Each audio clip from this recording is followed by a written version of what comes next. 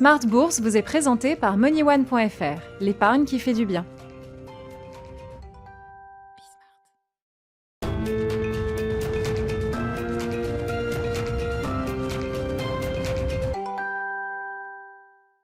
C'est parti pour Smart Bourse, votre double dose quotidienne de marché en direct sur Bismart, chaque jour à la mi-journée, 12h30, 13h, et le soir, la grande édition à partir de 18h30. Au sommaire de cette édition de la mi-journée en ce lundi 9 novembre, le rallye des marchés actions qui repart de plus belle en ce début de semaine après une pause à peine vendredi dernier. Le CAC et les autres indices européens bondissent de plus de 1% à la mi-journée, un CAC 40 qui revient sur ses niveaux d'il y a 2 mois, au-delà des 5000 points. Le résumé complet sera dans un instant avec Nicolas Pagnès depuis la salle de marché de Bourse Direct. Le chiffre du jour, c'est l'estimation du reconfinement en France publiée ce matin par la Banque de France.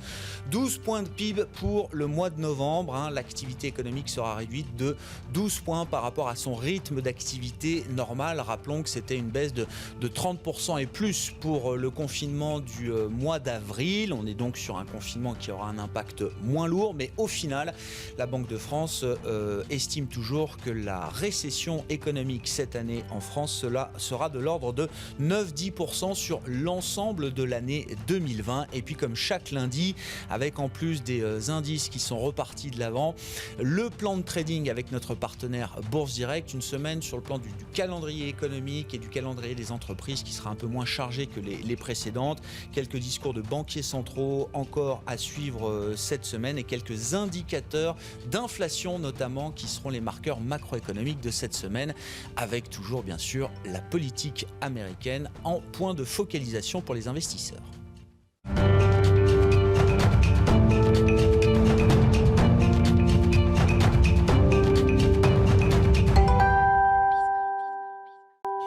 Américaine toujours, on n'est pas encore totalement sorti de la période Trump en attendant l'accession de Joe Biden à la Maison Blanche le 20 janvier prochain. Mais pour l'heure, les marchés sont à la fête, ça dure depuis plus d'une semaine maintenant. Après une petite pause à peine vendredi, le CAC repart de l'avant. Les éléments clés à la mi-journée, c'est avec Nicolas Pagnès depuis la salle de marché de Bourse Direct. Tendance dans le vert pour le CAC 40 à la mi-journée. Le CAC 40 qui se maintient d'ailleurs au-dessus des 5000 points depuis l'ouverture ce matin. Les investisseurs parisiens semblent applaudir depuis le début de la matinée, comme sur les autres places de marchés européennes, la victoire de Joe Biden aux présidentielles américaines. Une victoire qui laisse espérer aux opérateurs une politique plus modérée, notamment au niveau international, mais aussi un assouplissement monétaire massif aux États-Unis, ce qui devrait favoriser la prise de risque à moyen terme. Joe Biden qui a d'ailleurs entamé les préparatifs de la transition sans attendre la fin de recours judiciaire lancé par Donald Trump. Donald Trump qui refuse pour le moment de reconnaître sa défaite et qui a continué à alimenter la théorie d'une fraude électorale sur Twitter tout le week-end. Il n'en reste pas moins que sa défaite aux urnes alors qu'il est en première ligne de l'affrontement commercial avec la Chine fait grimper les bourses asiatiques aujourd'hui. Le CSI 300 en Chine qui regroupe les plus grosses capitalisations des bourses de Shanghai et de Shenzhen gagne près de 2% ce matin. Le Hang Seng de Hong Kong s'apprécie lui de plus de 1%, tandis que le Nikkei gagne lui plus de 2%. La victoire de Joe Biden couplée à la perspective de voir le Sénat américain rester à majorité républicaine laisse également les investisseurs espérer que les réformes fiscales voulues par les démocrates, mais aussi un éventuel démantèlement des GAFA voulu par les démocrates également, aient plus de mal à voir le jour. Les investisseurs qui devraient également garder dans un coin de leur tête la progression de l'épidémie qui atteint désormais les 50 millions de cas dans le monde alors que le nombre de décès atteint lui les 1,26 millions. Un défi que devra notamment tenter de relever Joe Biden alors que les États-Unis font désormais état de plus de 10 millions de cas depuis le début de la pandémie. La France, quant à elle, compte à présent 1,7 million de cas depuis toujours le début de la pandémie. A noter que dans l'Hexagone, la Banque de France anticipe une baisse de 12% du PIB au mois de novembre par rapport à un mois normal. Une baisse moins forte que le recul de plus de 30% connu lors du premier confinement. La Banque de France qui anticipe également une contraction de l'économie française de 9 à 10% du PIB sur l'ensemble de l'année. Et on reste en France, on regarde les valeurs à présent à la Bourse de Paris. Société Générale annonce la suppression d'environ 640 postes en France à cause de la pandémie et notamment de ses répercussions sur le groupe. Airbus annonce de son son côté avoir reçu 11 nouvelles commandes et livré 72 appareils au mois d'octobre. Des nouvelles commandes qui portent donc le nombre total de commandes d'avions depuis le début de l'année à 308 et le nombre de livraisons depuis le début de l'année toujours à 413. Et on reste dans le secteur aéronautique. Air France KLM annonce que finalement le groupe bénéficiera d'un plan de soutien de la part du gouvernement néerlandais. Mis en suspens dans un premier temps à cause du refus des pilotes de geler leur salaire, celui-ci a finalement été validé ce vendredi pour un montant de 3,4 milliards d'euros. Les syndicats ont accepté en contrepartie un gel des salaires pour l'ensemble des salariés. Et on finit avec l'euro-dollar qui s'apprécie du fait des élections aux États-Unis. Il oscille à présent entre les 1,1850 $ pour 1 euro et les 1,19 $ pour 1 euro. Nicolas Pagnès avec nous en fil rouge tout au long de la journée sur Bismart depuis la salle de marché de Bourse Direct.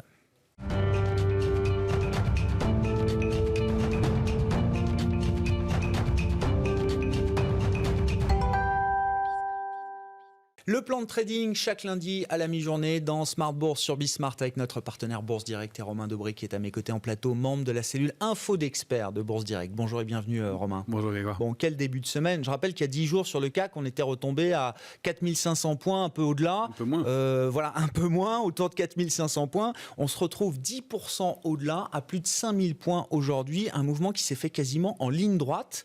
Alors catalysé par le scénario politique américain qui semble être une bonne nouvelle pour les marchés, mais on voit un CAC là qui se retrouve au plus haut depuis 2 mois, au-delà des 5000 points ce matin.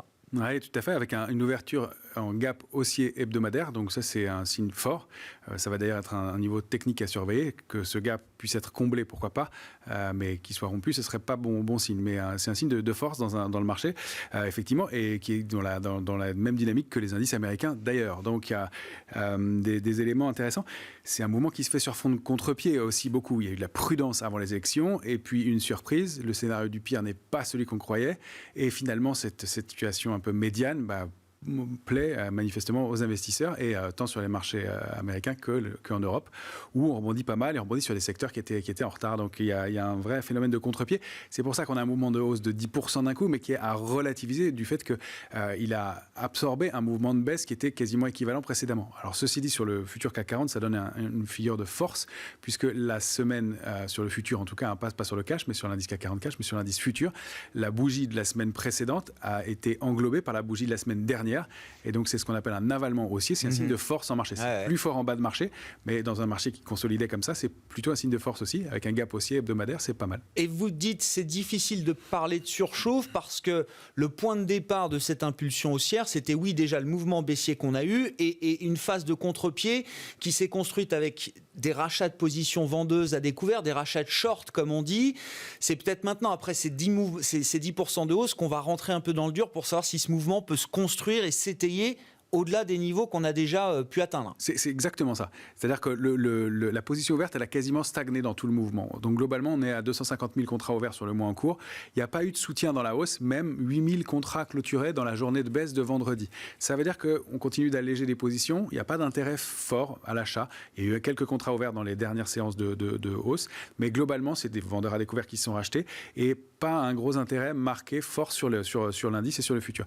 Et là, on arrive à des niveaux charnières, des niveaux clés vraiment importants qu'on retrouve et on est dans une zone positive à neutre avec la possibilité de réactiver des mouvements haussiers. Sur les indices américains, c'est le cas. Donc, c'est ce qui a l'air de se passer en préouverture sur les futurs. Donc, on est en train de franchir des plus hauts sur le Nasdaq. Ouais. Donc, ça réactive un mouvement haussier après une grande phase de pause qu'on avait pu constater au cours des dernières semaines, depuis le mois de septembre.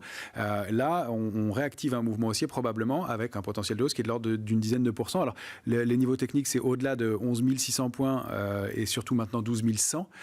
11 600, c'est l'alerte. 12 100, c'est le niveau au-delà duquel on va ouvrir cette semaine manifestement. On peut viser des niveaux de l'ordre de 13 300 points. Cible graphique toujours, ça fait une dizaine de pourcents un peu moins sur le Nasdaq.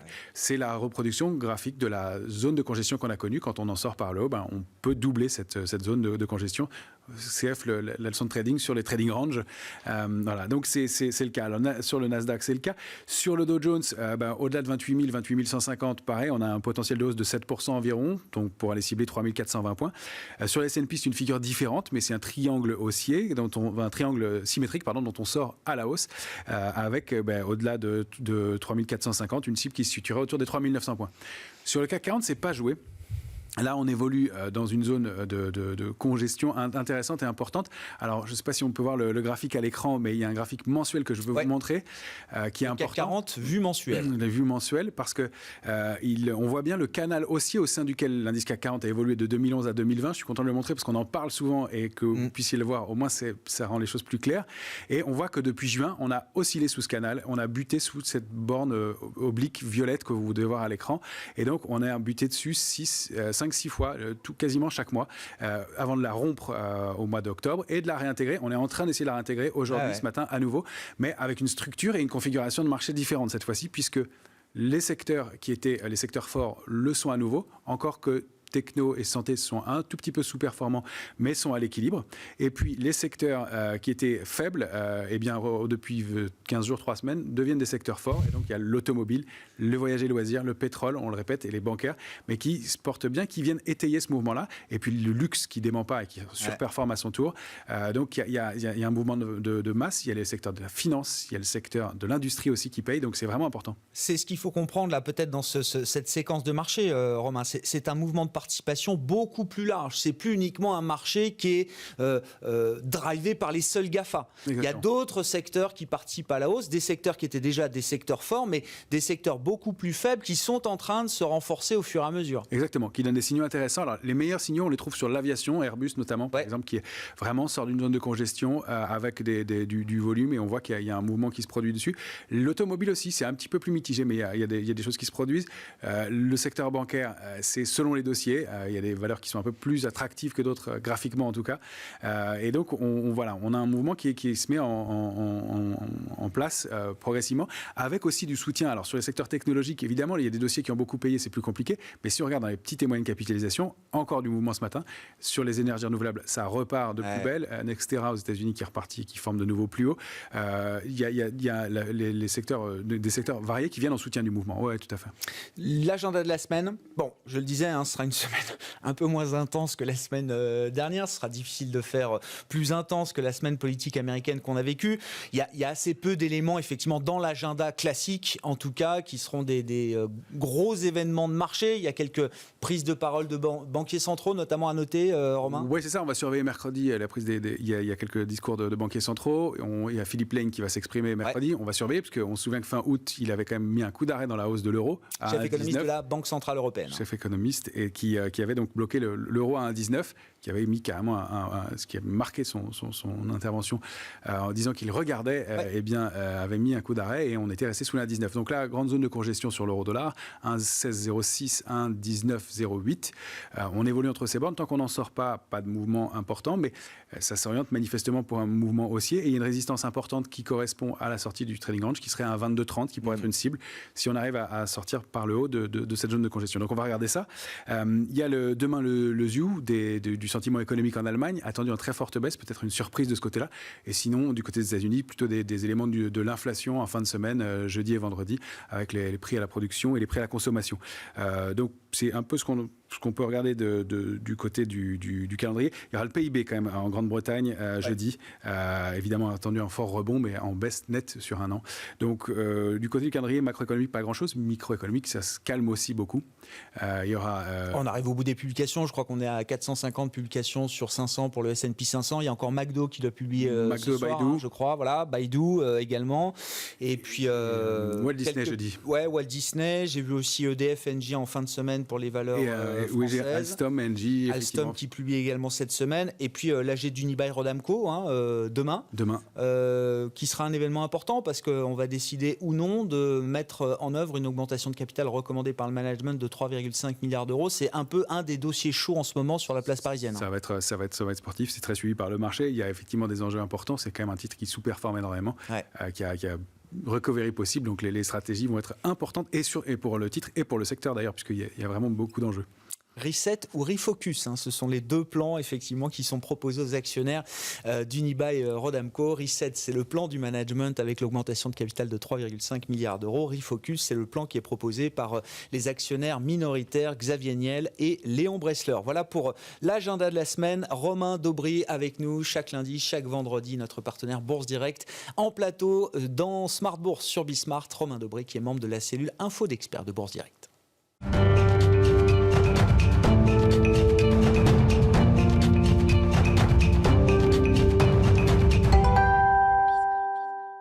Et la séquence politique américaine, évidemment, qui reste présente dans tous les esprits en ce début de semaine. Et c'est Thomas Koster qui est avec nous, comme chaque lundi à la mi-journée, pour évoquer l'actualité américaine. Bonjour et bienvenue, Thomas.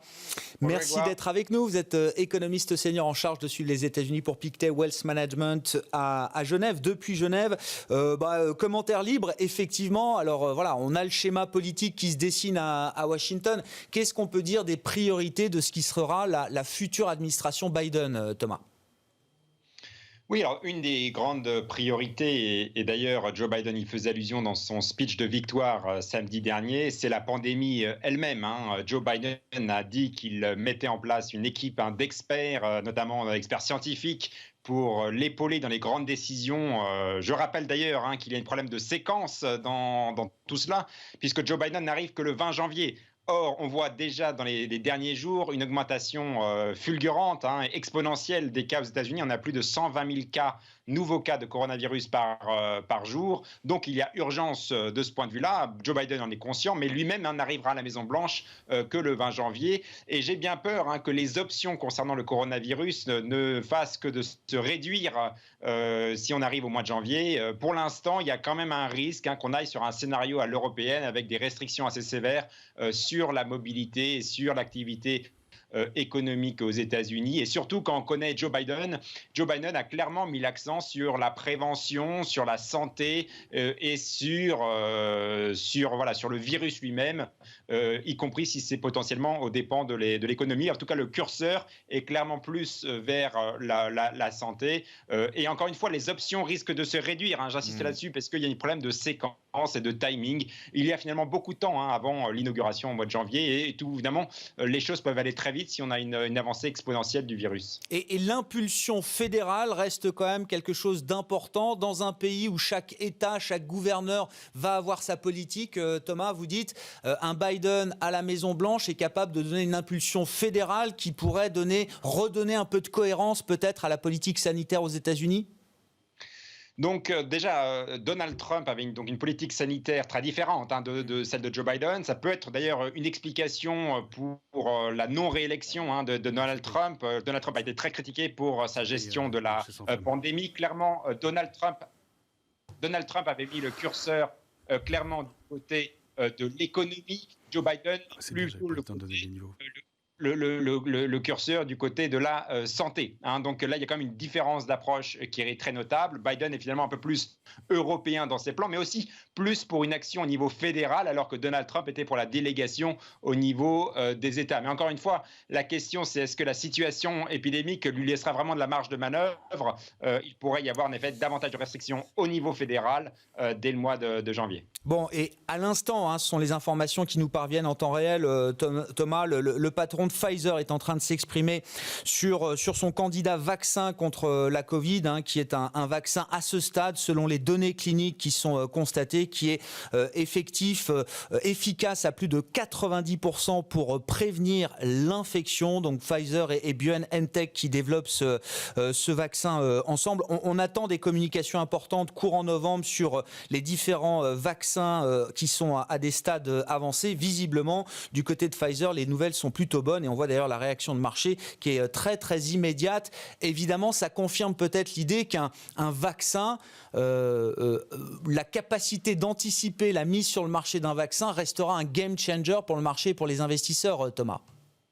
Oui, tout à fait. Là, je parlais des risques à court terme. Il faudra quand même du temps pour que ce vaccin arrive et se déploie de façon massive dans toute la population. Encore une fois, les cas sont exponentiels à l'heure actuelle. Donc, il y a vraiment une question d'urgence entre maintenant, concrètement, et on peut dire le mois de janvier ou février. Maintenant, le scénario pour 2021, en tout cas de notre côté, a toujours été construit sur l'arrivée et le déploiement massif d'un vaccin et également la multiplication de tests, y compris de tests rapides. C'est pour cela que nous, en termes de risques, pour l'année prochaine, c'est plutôt un niveau neutre des risques l'année prochaine, puisque s'il y a une reprise, y compris une reprise de la confiance liée à ce vaccin et liée aussi à une amélioration de la situation épidémique, c'est difficile d'être vraiment pessimiste sur la situation économique en 2021 aux États-Unis. Mais voilà, à court terme, il y a des défis qui sont ceux-là.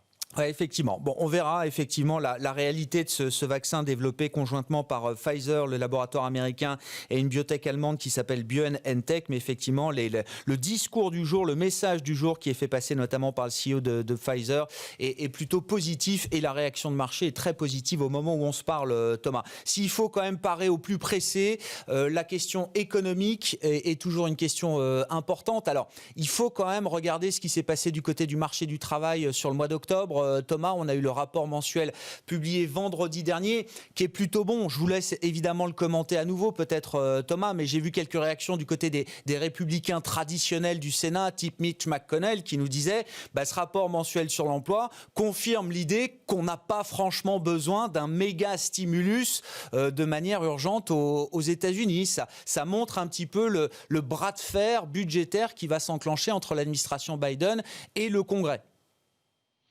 Tout à fait. Et les membres du Congrès sont vraiment focalisés sur ce taux de chômage. Et c'est vrai que le taux de chômage baisse fortement. Et en effet, l'argument est que l'économie américaine n'a pas forcément besoin de nouvelles aides gouvernementales, ou en tout cas pas besoin d'une extension de ces aides gouvernementales qui, je le rappelle, viennent à leur fin à l'heure où on se parle.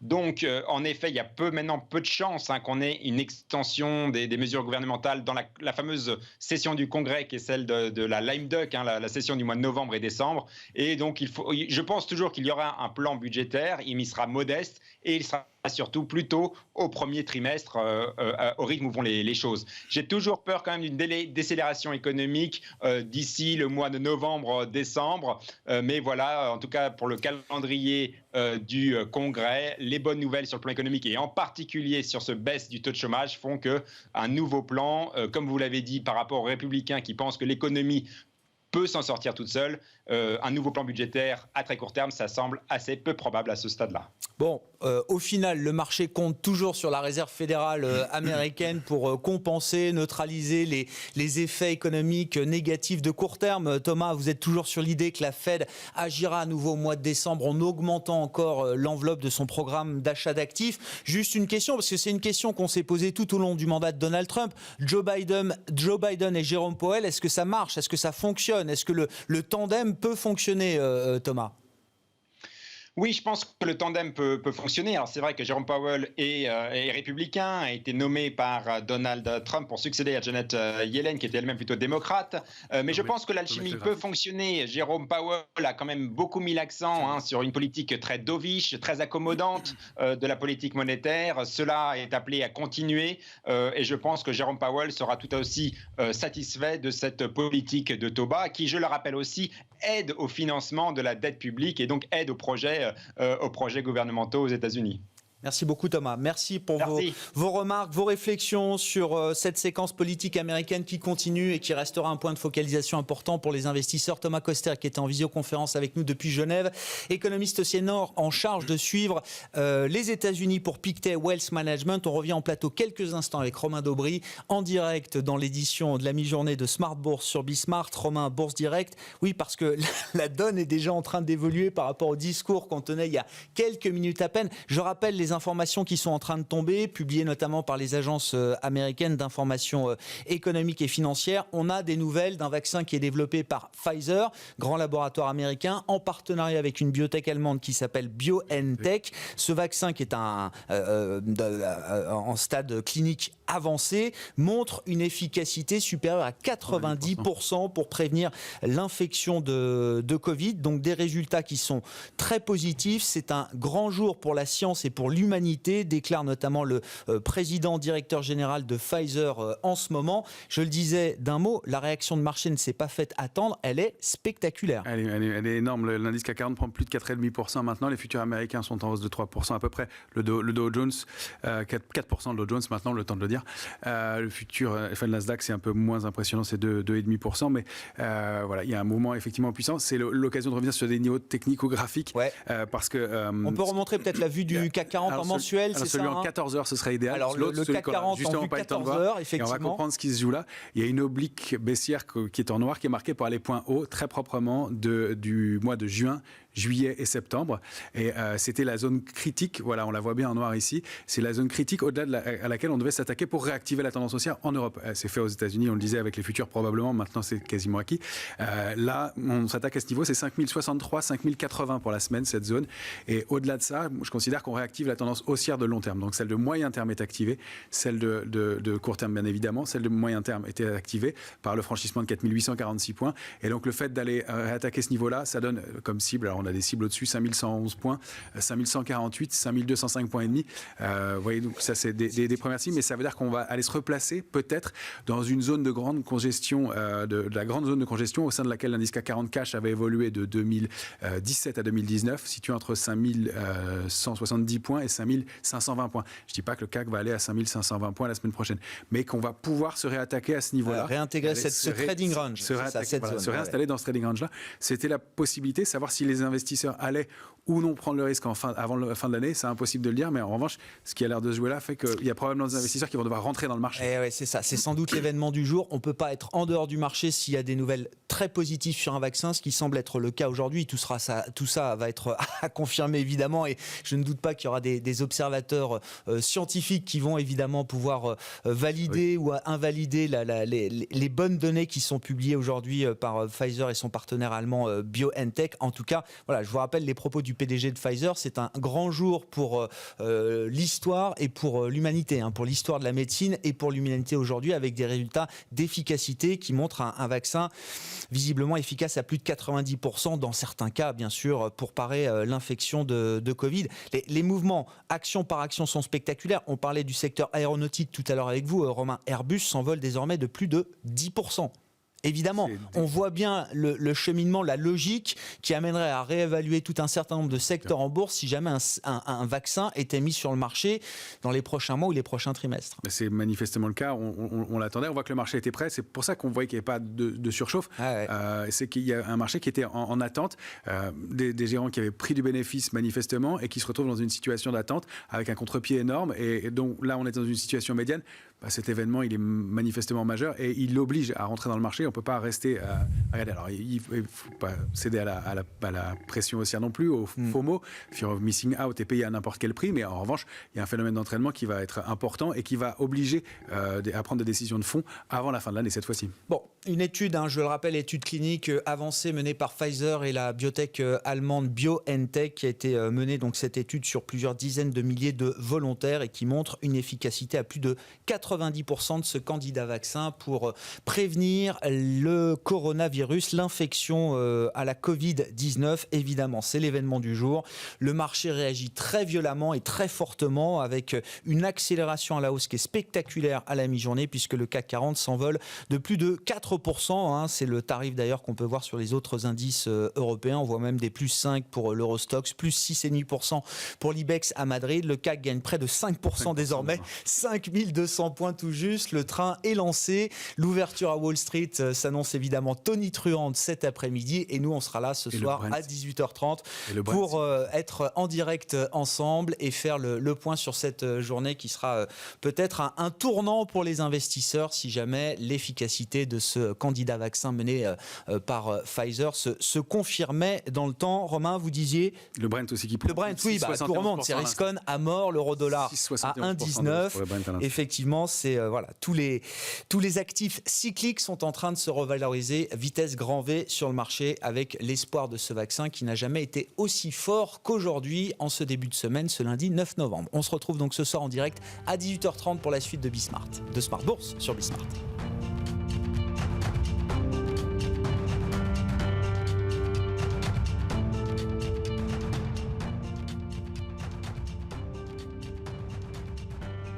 C'était Smart Bourse avec MoneyOne.fr, l'épargne qui fait du bien.